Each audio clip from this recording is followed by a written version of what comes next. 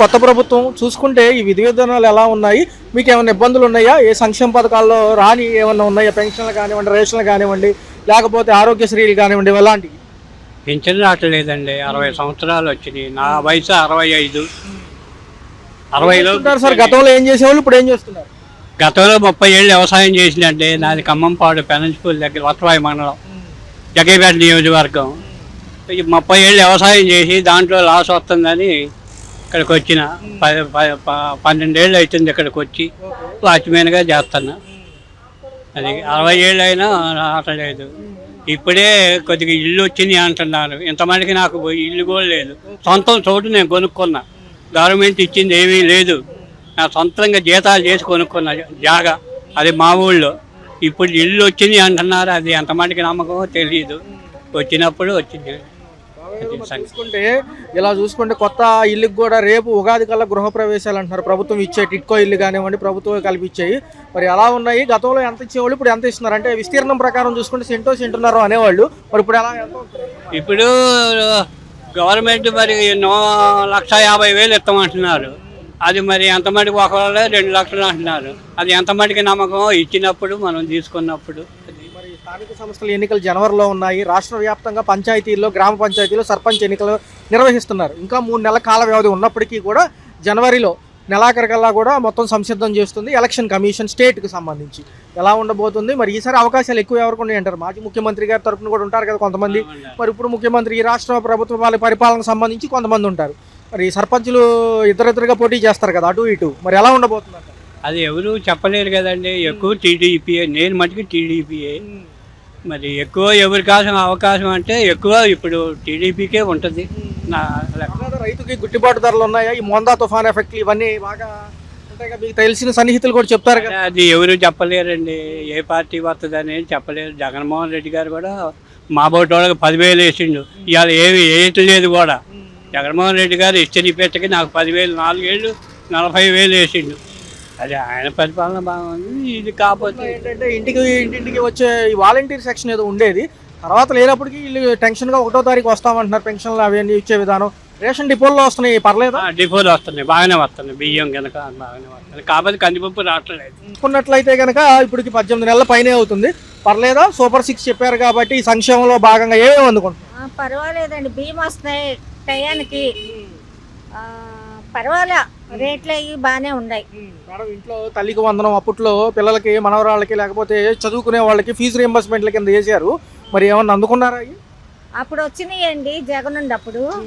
మరి ఇప్పుడు వస్తున్నాయో రాలేదు. ఇంకా నేను మా పాపని అడగలేదు. అడిగితే చెప్పొద్దు. మాజీ ముఖ్యమంత్రి గారు కూడా చేసి దిగిపోయారు కాబట్టి అప్పుడు సంక్షేమ పథకాలు కూడా అందుకున్నారు. 9 అప్పుడు వచ్చినాయండి. ఎలా ఉండేది అప్పుడు? అమలు ఎలా ఉండేది అప్పుడు కన్నా ఇప్పుడే కొంచెం బాగుందండి. పర్వాలే. అంటే 1వ తారీఖు పెన్షన్ ఇవ్వడం ఇస్తున్నారు.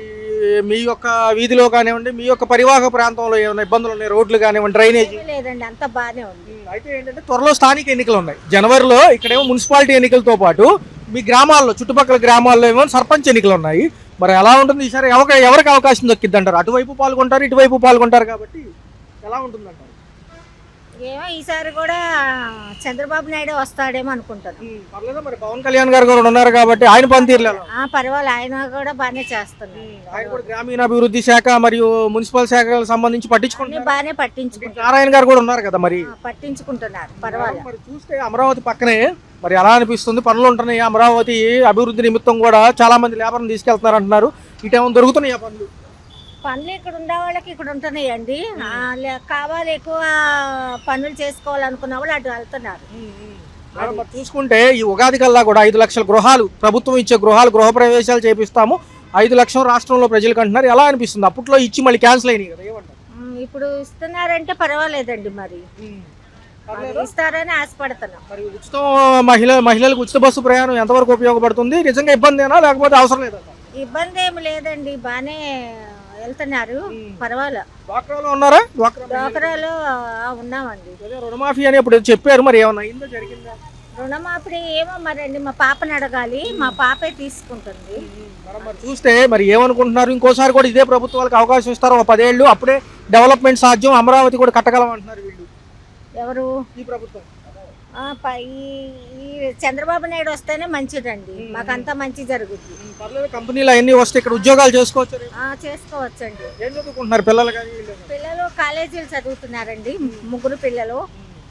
అది అంతా బాగానే ఉంది. అయితే అంతా బాగానే, రేషన్, పెన్షన్, అన్ని బాగానే కరెంట్ వస్తాయి. ఛార్జీలు కరెంట్ ఛార్జీలు పెంచారన్నారండి. మరి చూసుకున్నట్లయితే రాష్ట్రంలో ప్రభుత్వ పరిపాలన ఎలా అనిపిస్తుంది? స్థానిక సంస్థల ఎన్నికలు త్వరలో ఉన్నాయి జనవరిలో. మరి గ్రామ పంచాయతీల్లో సర్పంచ్ ఎన్నికలు ఎలా ఉండబోతున్నాయి? ఇరు పార్టీలు పాల్గొంటాయి కాబట్టి ఓడిపోయినా ఉన్న పార్టీ అయినా ఇప్పుడైనా వ్యక్తులు ఉంటారు. మరి ఎలా అనిపిస్తుంది? సంక్షేమము అభివృద్ధి ఎలా ఉంది? రెండో పార్టీ పర్లేదండి, బాగా అభివృద్ధి బాగానే ఉంది, డెవలప్మెంట్కి బాగానే ఉంది. చంద్రబాబు నాయుడు గారు అన్ని చేసిన పథకాలన్నీ బాగానే ఇస్తున్నారు. గతంతో అయితే సామాన్యుడికి పనులు ఉన్నాయన్న గతంతో పోల్చుకుంటే కొంచెం ఏదైనా నడిచినట్టు అనిపిస్తుందా? పర్లేదు, కార్మికులకి అందరికీ పనులు జరుగుతున్నాయి, బాగానే ఉంది. అలా చూస్తే ఏమేమి వస్తున్నాయి ఇంట్లో? సంక్షేమ పథకాలు, పెన్షన్ కాడి నుంచి రేషను, ఇవన్నీ వరుస పెడితే అనేక అంశాల్లో 6 పథకాలు ఉన్నాయి కాబట్టి ఏమనుకుంటున్నారు? పెన్షన్ వస్తుంది, రేషన్ వస్తుంది. ఈ మామూలుగా ఈ ఆడవాళ్ళకి 1500 అన్నారు కదా, అవి అయితే రావట్లేదు, ఇస్తామన్నారు, ఇంకా ఇవ్వట్లేదు. ఆర్టీసీ వాళ్ళ ఫ్రీ సర్వీస్ ఉంది లేడీస్కి, పర్లేదు. ఈ ఉచిత బస్సు ప్రయాణం వల్ల ఉపయోగం ఉందంటారా? కొంచెం నిరుపయోగంగా కావాలని ఎక్కేవాళ్ళు నిజంగా పనులు వెళ్ళే వాళ్ళకి ఇబ్బంది అవుతుంది. పనులకి వెళ్ళేవాళ్ళు అంటే పనులకి వెళ్ళేవాళ్ళు ఉపయోగించడం బాగుంటుంది, అనవసరంగా వాడుకునేవాళ్ళు కొంతమంది ఉంటారు. దాన్ని అలా ఉపయోగించకుండా గవర్నమెంట్ ఇచ్చిన దాన్ని సద్వినియోగం చేసుకుంటే అందరికీ బాగుంటుంది. గతంలో వాలంటీర్ వ్యవస్థ ఉండేది, అయితే తర్వాత కొంచెం ఇబ్బందులతో కూడుకున్న వాతావరణంతో పక్కన పెట్టినప్పటికీ కూడా అదే విధానంలో సచివాలయంలో రెస్పాన్స్ ఉందో? ఏదైనా కాగితం కావాలని, ఏదైనా సేవలు కావాలని వెళ్తే ఎలా ఉంటుంది? ఏదైనా సచివాలయంలో బాగా రెస్పాన్స్ అవుతున్నారు, ఇస్తున్నారు, మనకి ఏది కావాలని చేసి పెడుతున్నారు టైం టు టైం. కాదు ఇంతవరకు ఏంటంటే ఇంటికి వచ్చి చేసి పెట్టేవాళ్ళు.